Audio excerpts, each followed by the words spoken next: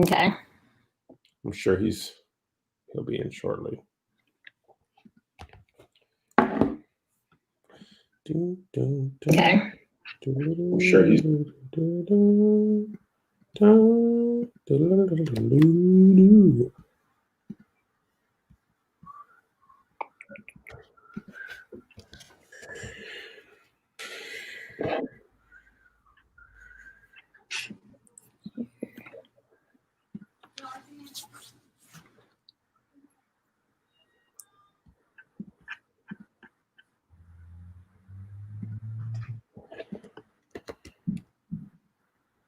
It's a historical interpreter, right?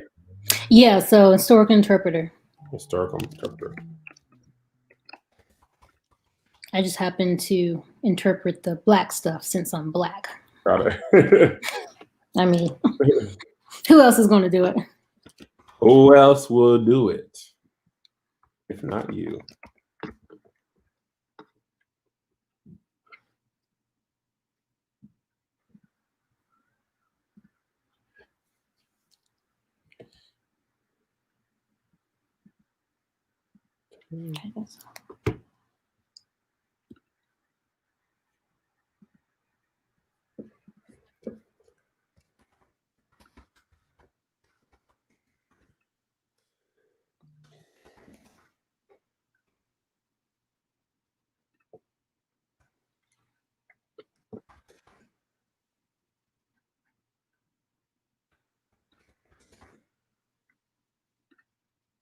It's interesting to be on this side of the live because I'm always looking to like, oh, Kev's going live. And my boyfriend is like, so you have to go on every time Kev goes on live. I'm like, yeah, I'm paying my money. So as often as I can. Ain't nothing wrong with that. Jay, where are you, man?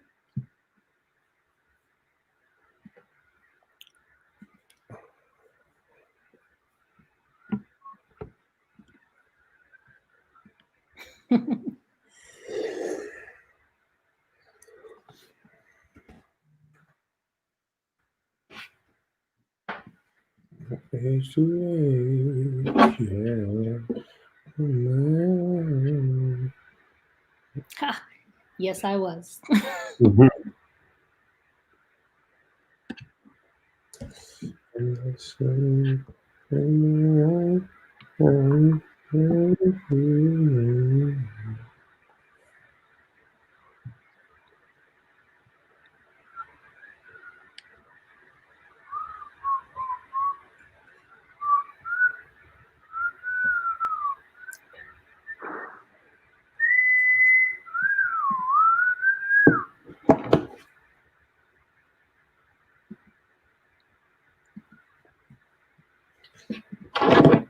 Jay, what are you doing? He said, I forgot. Who is this dude here? Let me grab another phone so I can call him.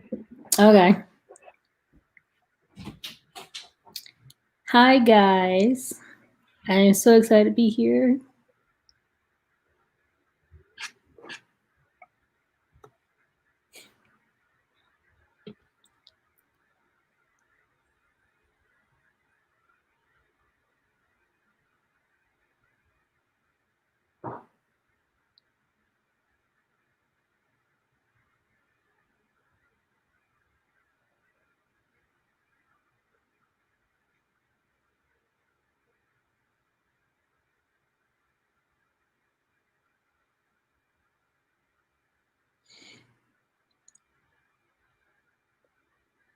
Oh, thank you, Geneva.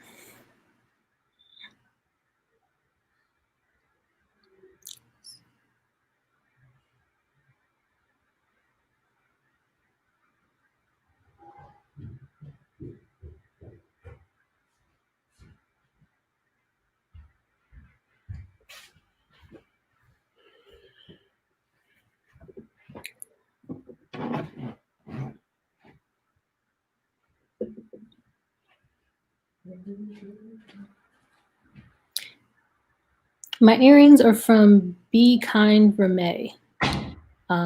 She's a local jewelry maker here in Maryland. So Be Kind Ramee.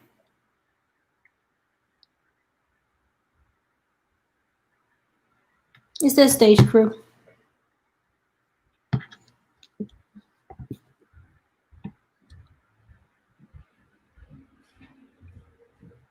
Hey, Karen Black Pearl.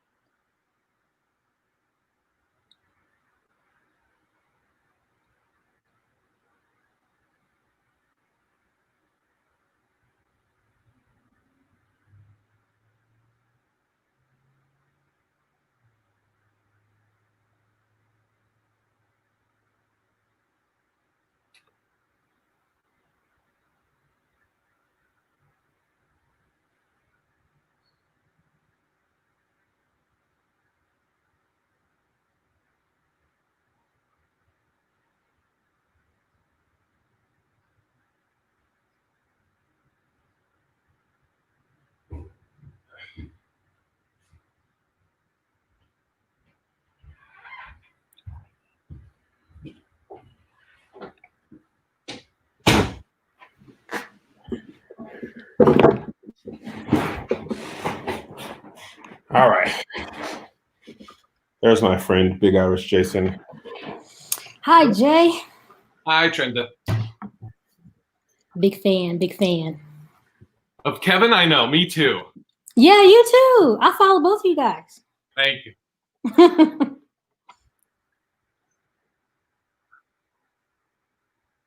Oh, are you ready? Kevin, Do you see your name, Jay?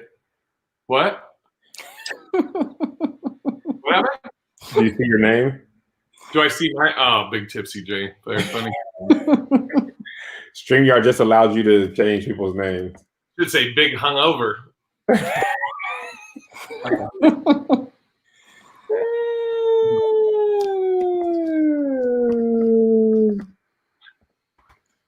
Okay, this is the last one.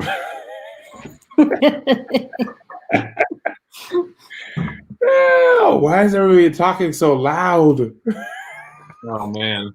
Did you see any of what people are telling me I went on live? I don't remember that. I saw the Discord. Jay is on one tonight. I guess I told some story twice. I don't remember. All right, give me 1 second. Are you ready to go?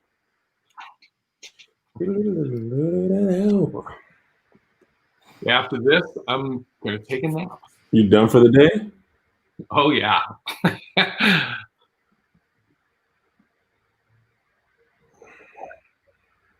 All right, I'm ready. Hey, what's up, everybody? Welcome to Ask the Show, where you get to ask questions of someone you may not interact with on a day-to-day basis. It's a place to grow, learn, understand, and educate for everyone. That's the glue. I'm one of the hosts, Big Irish J, and I'm KevOnStage, and this is Ask a Black Historical Interpreter with Trenda Byrd, who is a member of the Patreon. Shout out to her.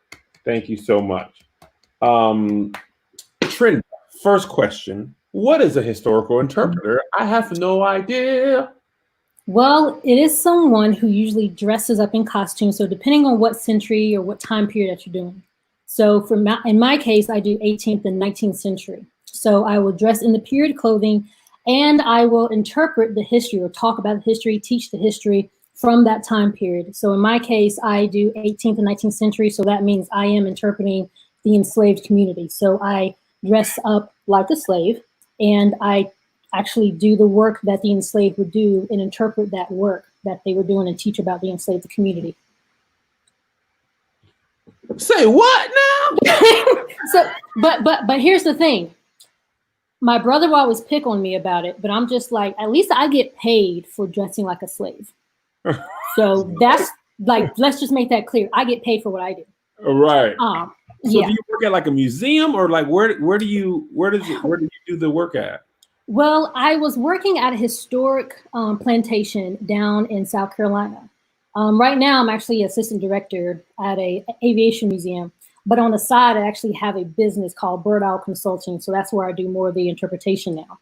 But so I do work, I do get to go out and do some interpreting sometimes, but more so just different sites who hire me that needs a Black interpreter to come out and do some interpretation. So you do it at historic sites. You can do it at museums if you're doing different programming, but mostly at historic sites. Okay, listen. When Jay told me this, I was like, "So does she channel the voice of Black people?" I didn't understand exactly. I was like, "Is she a medium? What's that?" No, it's just me. You can either do it in first person or in third person. So I can pretend that I am someone from the past, and I'm channeling, like thinking about how they would feel, what their speech pattern would be like. But most cases, you're just doing first person, so that way you can interact with the visitor. Okay, how, like, growing up, were you like this? Yeah, there you go. How do you? Jay, before you knew it, I knew that's what you were about to say. So I got into this because, well, first I wanted to be a teacher. I used to play school when I was a little girl, and my mom is a school counselor, but she didn't want me to go into a school system to teach because of all the politics and all the paperwork and the low pay, which I totally understand. So I was researching what jobs I could do with my history degree in college, and I found something called a museum educator. And so that's kind of a broad title. So there's a lot of things that you can do as a museum educator. So you can be like in a traditional museum or become an interpreter, which is like one kind of strand of it.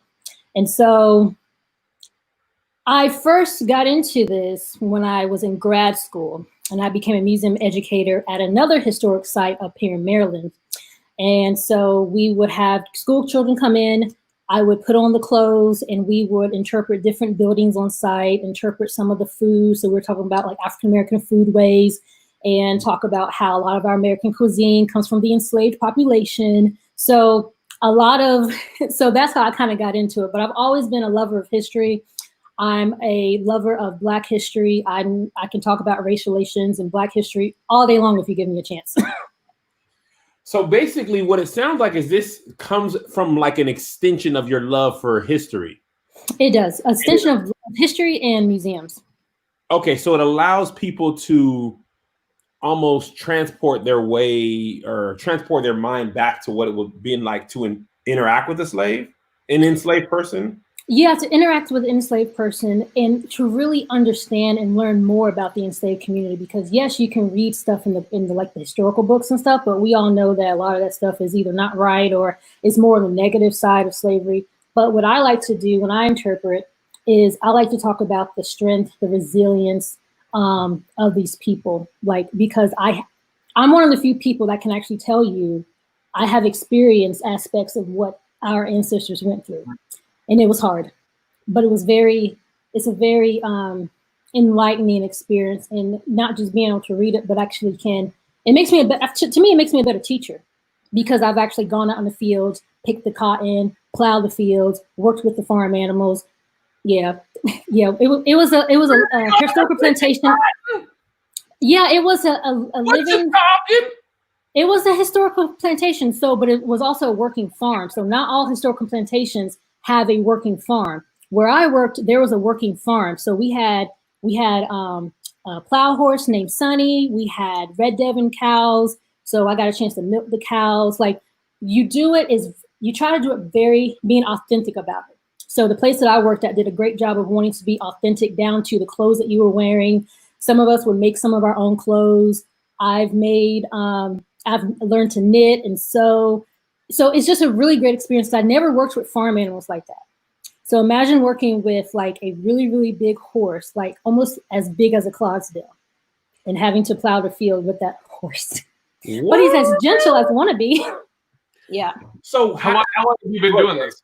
I've been doing this for I've been in the museum field for about 8 years, but been doing historical interpretation for about 3 years now. And I'm wondering, your family, friends, if you're in a relationship, telling this person, you know, your first, hey, I think I'm gonna start doing this job. What was their reaction? Well, the thing about my family is I grew up in a household where my stepdad really wanted to make sure we knew about our history and our culture. So we would actually have like these like Black history lessons at home. And I never forget when I was like maybe 12 or 13, he made us all sit down and watch the movie Amistad.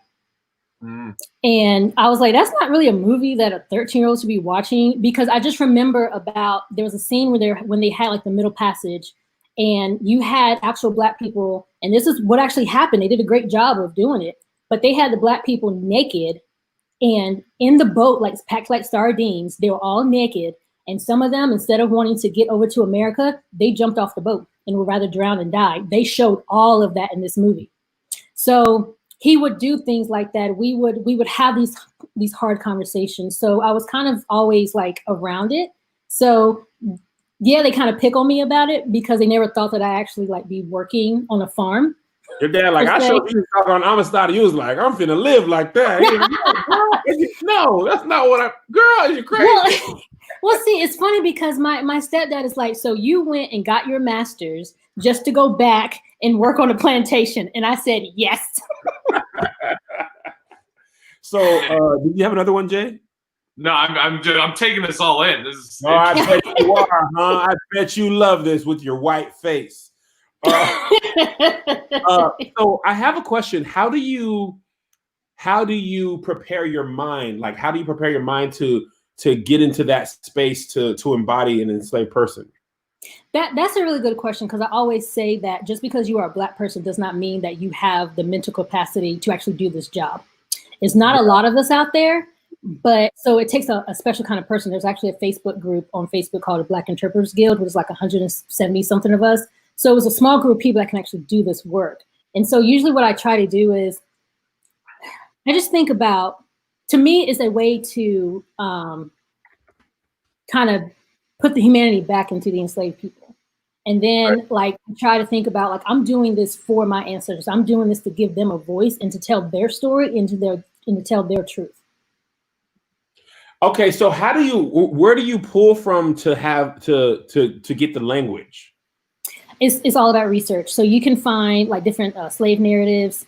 If you do a lot of research, you can find like the WPA narratives. That was a big thing. So it's just a lot of through just the research that I find, whether it's college papers, talking to linguists about like the vernacular. So there's just a lot of research involved.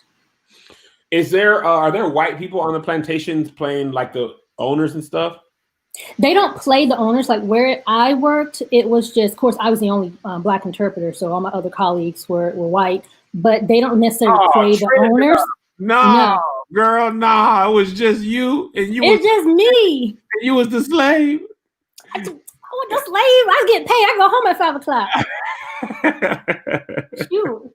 That's actually, like, what's your like day like? So you start at 8, and then you change, and like, is there a process you go through to get in that? Like, yes. What does the day look like? So my schedule was from 8:30 to 5. So 8:30 we would all be in the offices, talking. I would be on a computer checking emails, and then we would have to be on site by 10 o'clock. So we would be on site doing interpretation from 10 to 4, and then at 4 we come in and we would pack up, get ready to leave. We leave at 5 o'clock. Yeah. So yeah, we would be out there, and so you can imagine, like, this is so imagine South Carolina in the summertime. Man, that's the dressed in layers of costume clothing. Like I would be in layers. Like there's different layers that especially the enslaved women would be wearing, or just the women of that time period back then would be wearing. What does that look like? What is the clothing like? So you would have what's called a shift, which is just imagine like a white long nightgown. So that's your shift. So that's kind of like the underwear for the women. Mm-hmm. Also little boys up until like maybe about 4 or 5, they would actually wear a shift as well for bedtime. And then on top of that, I would have what's called a petticoat. So think of it as like a skirt. Now in the wintertime, you can double up, triple up. quadruple up on a petticoat, just however many you can fit on there because you want to stay warm. But in the summertime, you normally just have on one. So it's kind of also like a slip as well. And then you would have on your, like the outer dress part, the part that you would mostly see. I would actually have one here.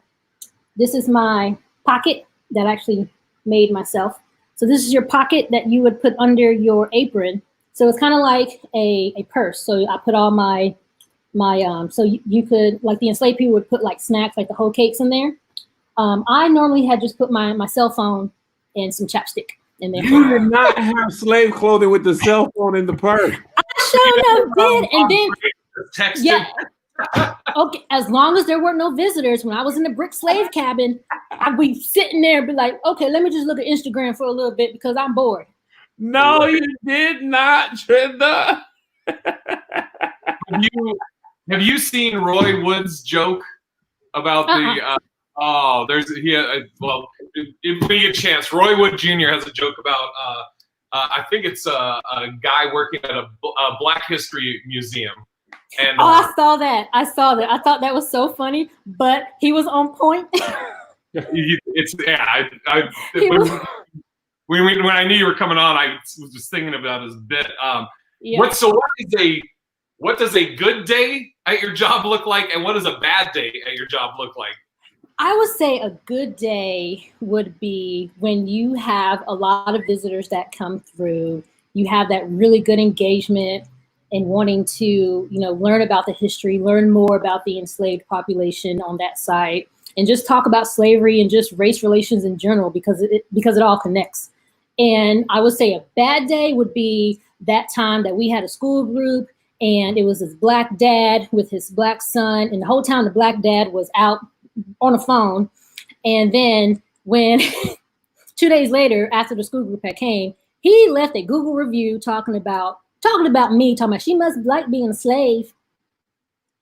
Wow. And I was like, no, it took all of my mic because I was trying to be professional. It took all of me not to respond to him and let him know that he did not understand why I do what I do. So why do you do what you do? I do it because I get tired, and it doesn't happen all the time, but you have those cases where we have school groups come and the white teacher, like the child would raise their hand, ask me a question now, and then the teacher would interject, and when they interject, it was wrong. Yeah. And so I'm just like, it's like, this is just me seeing this in front of my eyes. What are you teaching these kids back in the classroom? So I really like being able to have that experience in what I'm teaching. And that's part of the reason why I even started my business, because I want to be that outlet, that resource for teachers and educators and museum professionals that, hey, we're not comfortable talking about this, or we don't know how to talk about slavery or Black history. So we're going to call somebody in to do this who know what they're talking about. And don't be saying crazy stuff like happy slaves and all that mess. So that's really why I do what I do. And I just really enjoy it. Like, even though you're talking about a difficult history, it's a lot of fun. And I learned a lot. Like, I mean, it might sound weird to say that. It absolutely sounds weird. The truth. I'm having a blast over here. No, because I was that person that, okay, well, we got to clean out the sheep pen. You got to scoop out the poop. I said, I'll do it. Trenda, what is wrong with you? So I had to clean up horse poop. I would have to, go feed the chickens. We had a chicken coop across the street. We had to take the chickens from that coop to the other coop across the street. And I was like, hey, how did the chicken cross the road? Trenda took it. Dad joke. I was like, that's so corny. I get it from my dad, honestly.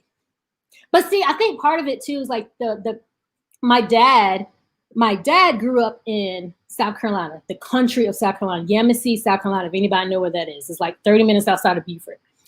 And he grew up just country where they still have dirt roads to this day. And my great uncle raised pigs. So I feel like I'm channeling like I'm channeling my dad's side of the family when I'm working out there and doing all that stuff. Like I didn't think I had all of that in me. This is when Jay told me this one, I didn't even really understand what he was saying. I was just like, okay. Just like, but it was funny because I wasn't sure. It's like, okay, let me email Kev and see if I don't know if I'd be interesting enough. So this makes me feel good. No, it's absolutely interesting enough. I bet. Because I was like, I got stories. So go ahead, Jay. I was gonna say, so working with the Heights at this place, like, do you? I mean, I get it's like part of it is acting and everything, but like when you're off the clock, are you kind of like, man, this man? See, okay, a little too much today. Yeah, but see, here's the thing though. Because, pull you. Okay, so here's the thing. My colleagues at this site, we're all like family. Like we still talk to each other. Like one of the girls, she is my best friend.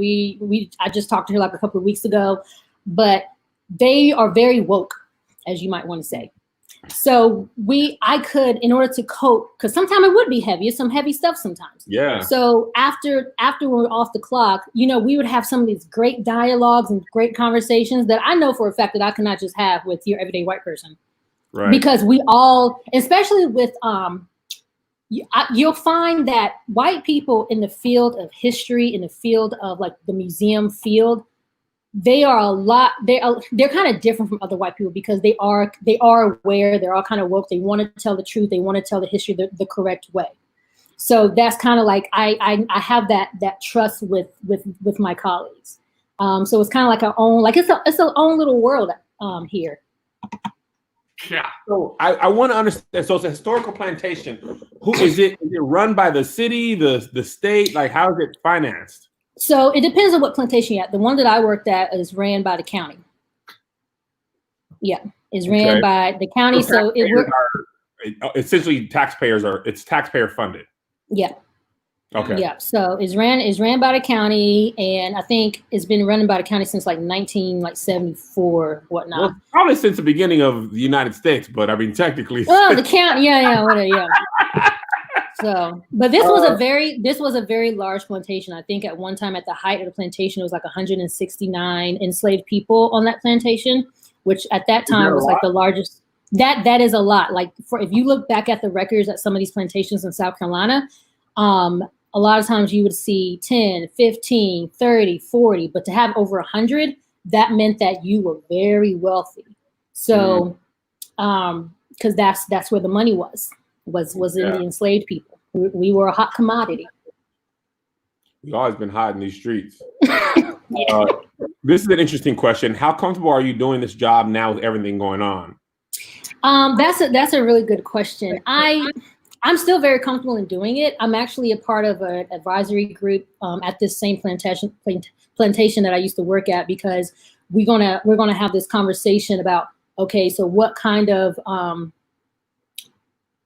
training do we need to instill into our interpreters because of what's going on? Yeah. And so because things have changed, I wouldn't be surprised if more people would visit plantations now, especially more Black people, because mostly it's white people that's coming to the plantation. Is it really? Yeah, I mean, that surprises me and doesn't surprise me. We got to go back to the good old days. Well, as Black people, we don't want to relive all that stuff. And white people are like, man, we had it made, Jack. They said, we missed this. Let's go see what they doing now. They got that one Black girl up there. Let's go see her.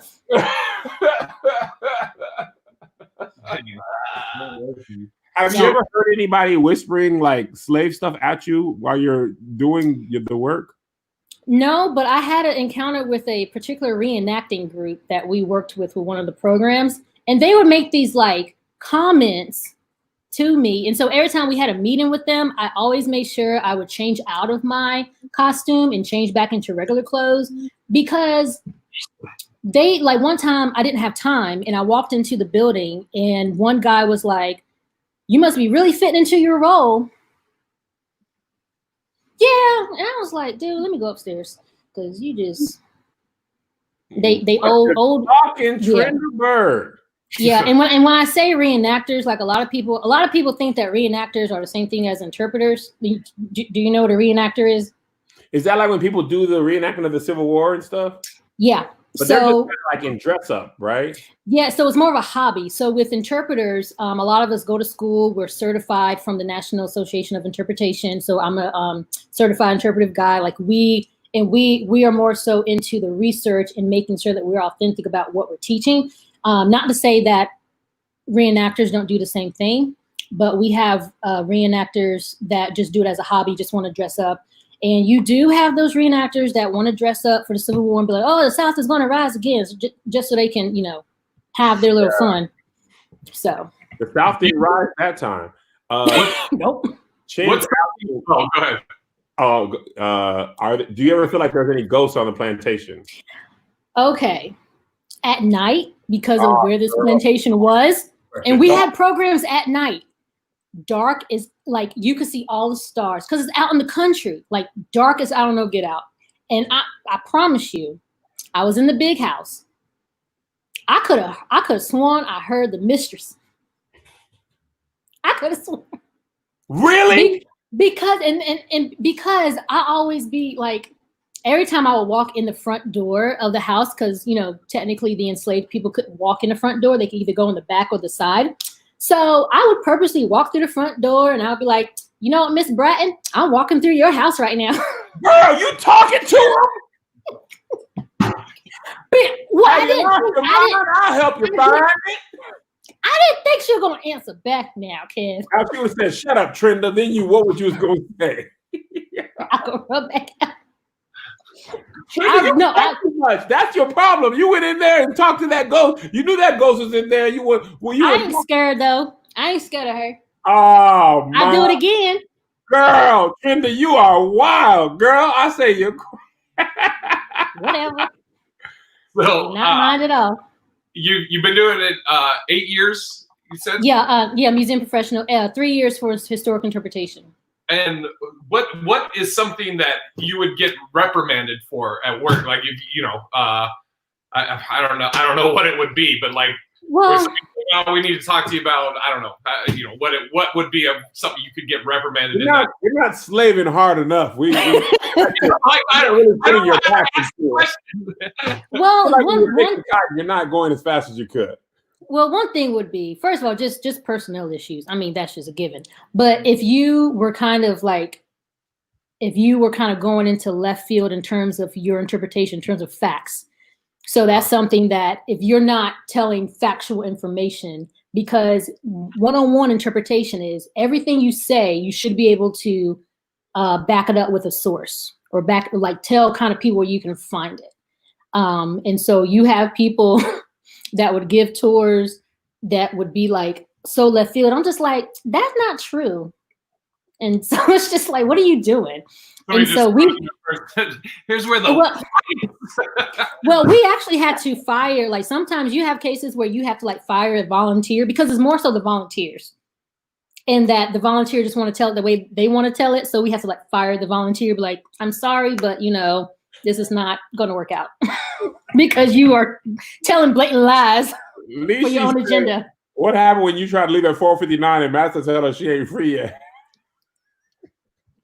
I'll leave at 4:45. Oh my gosh. Yo, y'all are wild. It's Friday. It's 4:45. Hilarious. And I don't slave on the weekends. Rochelle said, how do you feel about slave movies and accuracy? Depending on the movie, like I know you guys have probably seen the Harriet movie, and a lot of people were up in arms about it and stuff. Because again, when it's a Hollywood movie, you got to be kind of careful with that because again, they're just trying to make it like Hollywood. I would say like Amistad is a real good movie. 12 Years a Slave. Trying to think of some other movies, but you have to be careful. My advice is when you watch these movies, go back and do your own research because there's going to be a lot of things that are not true. Sometimes there are amalgamations of things. So you just have to go back and do your own research because sometimes they Hollywood up these movies. And I'm just like, nah, that would have never happened. So don't even try that. What about like Roots and Rosewood? Were those Rosewood was after that, but Roots was accurate? Yeah, pretty much. Actually, Roots Alex Haley, his family is actually up here because Kunta Kinte actually came to the shores of Annapolis. So I actually had a chance to work with Alex Haley's nephew at the Maryland State Archives, who's in charge of the Maryland Slave Legacy program that they have there. So, but yeah, Roots was, I think for Roots, it was one of those shows that really opened the eyes for people about slavery. And it's like, oh, okay, we can actually like learn about this stuff. And this is what was going on, because I'm all about the truth. Yeah. What is something that they get wrong in Hollywood in movies like that you see over and over again and you're always like, ugh? Well, sometimes they would portray, like, you will see kind of like the happy slave with the white person. Like sometimes it just depended on, sometimes there was cases where you had that really good relationship, but it was still, not to say that it was service level, but there would always come a point in time where the white person had to remind that black person that you are my property. And a lot of times that happened with children. It might have happened with, even with romantic relationships. Like at the end of the day, you are my property. So that's something that they would actually get right. And so it's kind of like to the point where at a certain age, you learn about your skin colors. Like I'm black, and it changes from there. Okay. Trenda. Yes. Is it rude to ask you to interpret for us and give us a peek at what you do at work? No, I was prepared for this. Oh, what you talking, Trenda? Well, I'm not just wearing this hair wrap because of quarantine. All right, hold on 1 second. Before you start, let me just take Jay out. And and then when you're done, I'll bring him back. I'm not gonna give him the joy.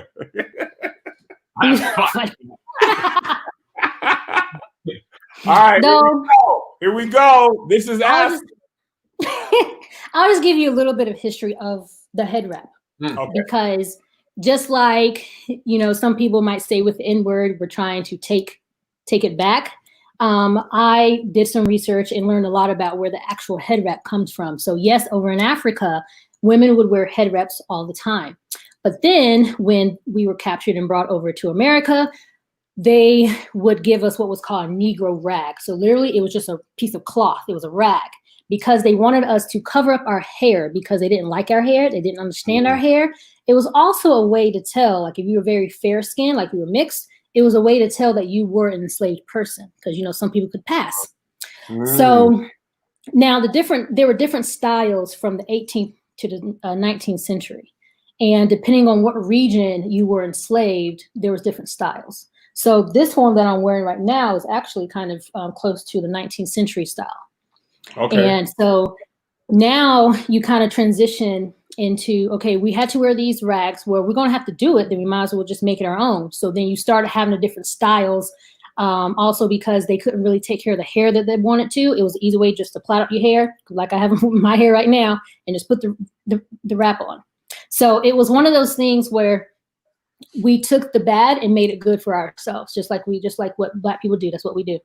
And so this is a 19th century style. A 18th century style would have been if I took the piece here and just wrap it around my head and had like a coil going around my hair. So that could have been like a 18th century style. But then also depending on the fabric also was different. So in the 18th century, because we didn't really have cotton yet, it was always linen. After the cotton came about, you could find cotton wraps. That's all. That's all you do. So I like either where I'm talking about head wraps, I can talk about cooking. Oh, I didn't even know you started. I thought I was expecting some sort of voice or something. No. It's not like that. That would be more so. I do more of first person interpretation than third. So third person would be me being the voice, but I do more first person. Yeah.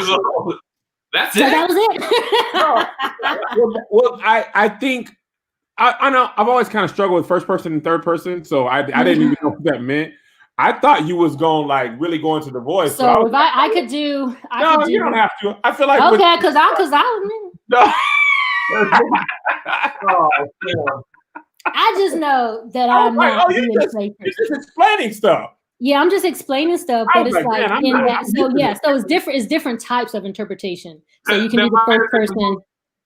That might have been the most unintentional, rudest thing ever said. You're like, oh, that's it. Now I have done third person where I portrayed a mother, and it was kind of like we was in a skit, and I portrayed an enslaved woman who was losing her child. Her child was being sold, and so I had to do this whole dramatic scene, and yeah, that made me feel a certain type of way. Happens at I like museums, and me and my wife have been to a fair amount. Like when you're in a museum and you like there's a not a display but an exhibit, and you like press a button, you press a button, and it's like this was the thing like that. It's basically like a live version of a museum part. It sounds like.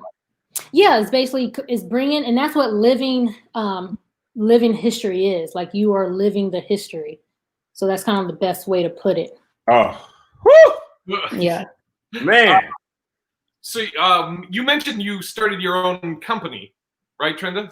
Yeah. So back in October, I started my consulting business called ByrdOwlconsulting. So Bird because that's my last name.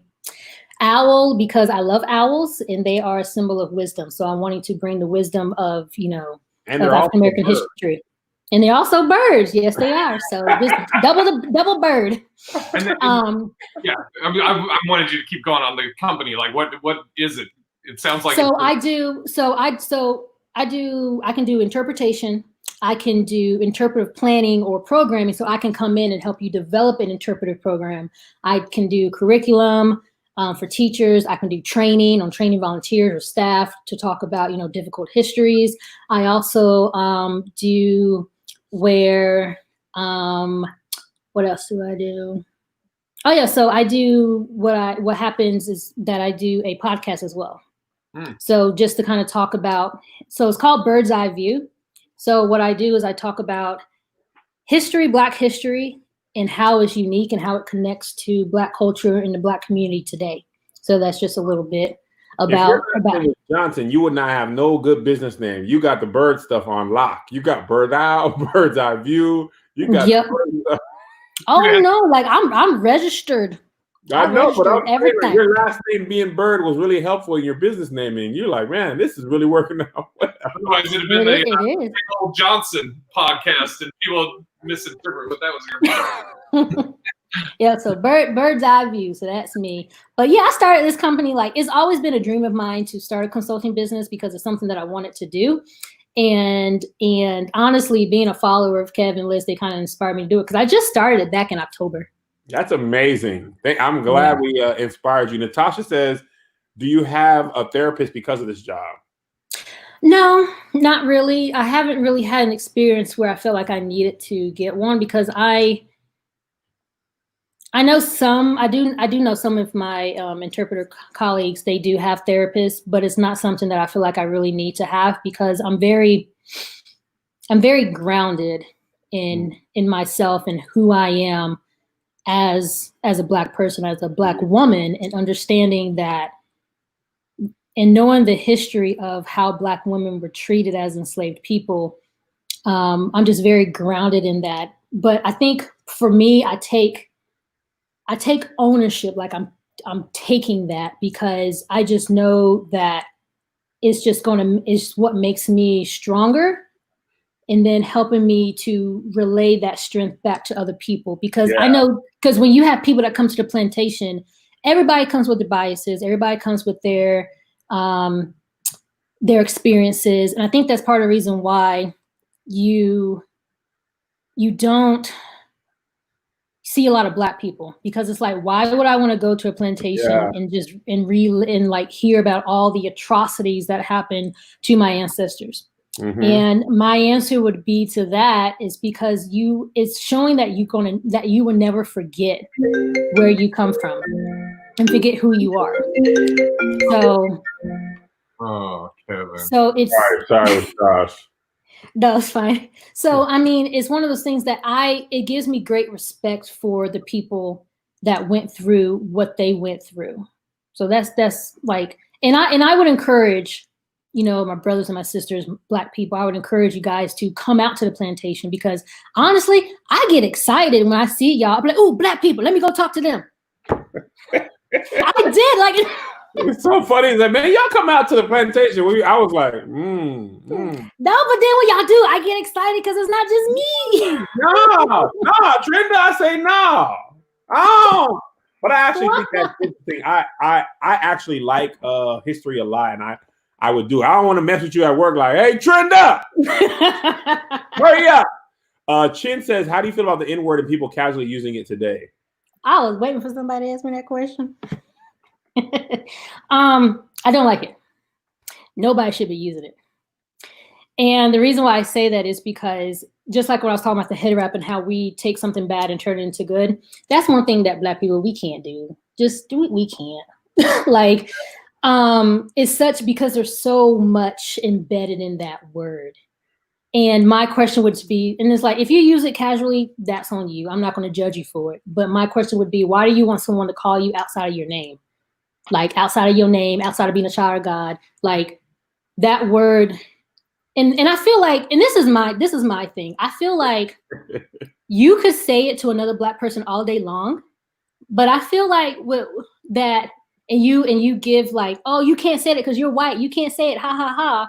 But how do you know they're not going home in their living rooms and just saying it all over the place? So it's not. So we think that we're taking that power from them. But I don't think we are, because they can just go home and say it behind closed doors. Because, you know, we all have our conversations behind closed doors that you don't put on social media. So I just don't know. Like, and then I think it's kind of comical when we want to get mad at somebody who's not Black, who says the N-word. It's like, dude, you can't say that. It's like, but you say it every day. That is crazy when people say that, man. I totally agree with everything you say. Mm-hmm. Well, like I said, I don't judge. I'm cool. I'm cool.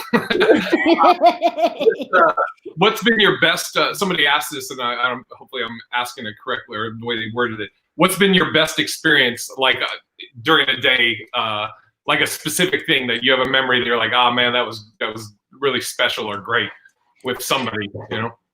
Yeah, the one that comes to mind is one summer we had a youth church group come out for a tour, and I did the tour, and it was a white youth pastor.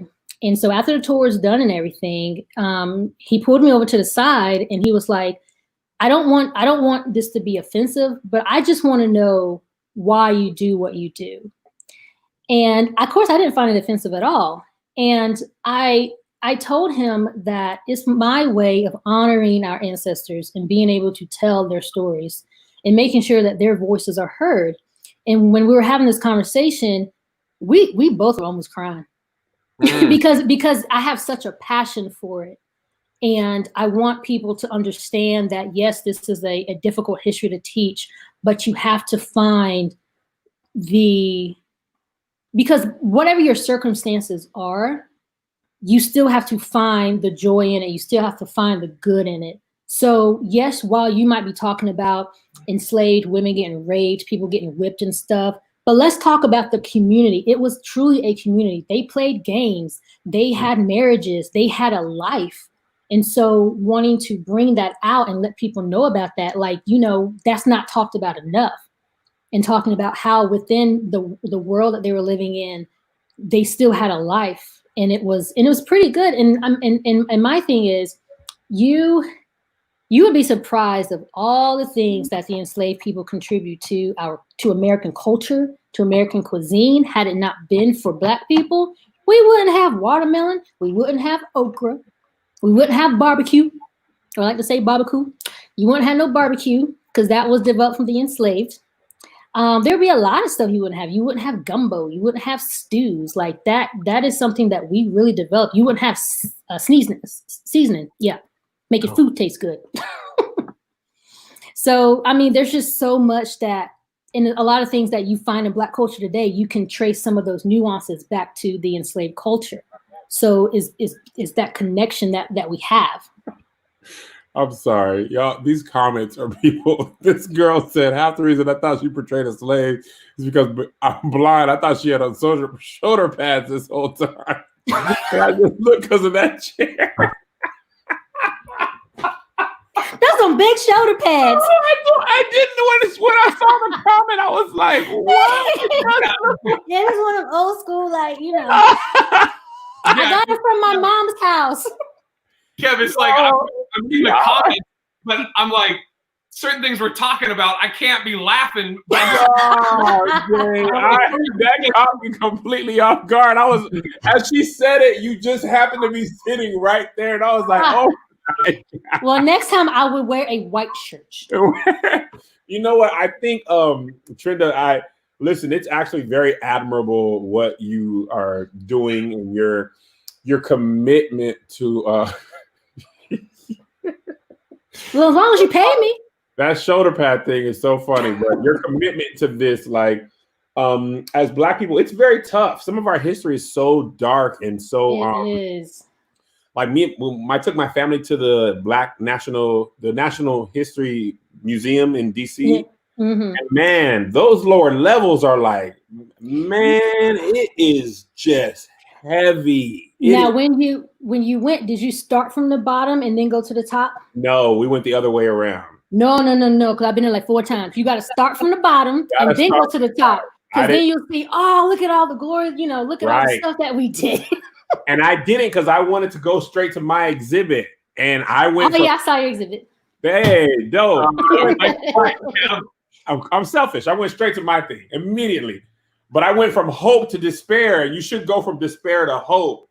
Right. So we actually had to go back upstairs and like, I need to see Obama. Like, I need to see some other stuff because I can't just go out into the day after that. You know what I'm saying? So I appreciate that you do that. Yeah, the one thing, especially in the times that we're in now, it only shows you how trash America history is. If you think about how we got to the way we got to, it's a devastating history. Yeah. And we're coming up on 4th of July. I'm wearing my Juneteenth t-shirt on 4th of July. We off that this year. We are like, because we like, if you ever read Frederick Douglass's 4th of July speech, I recommend that you read it. Yeah, because as Black people, we weren't free in 1776. What to the slave is the 4th of July. Right. So if you get a chance to read that, because it just kind of makes you think about, even when you look at the Constitution, they had to make all these amendments for us. Yeah. Like we call them the Reconstruction Amendments, the 13th, 14th, and 15th Amendment.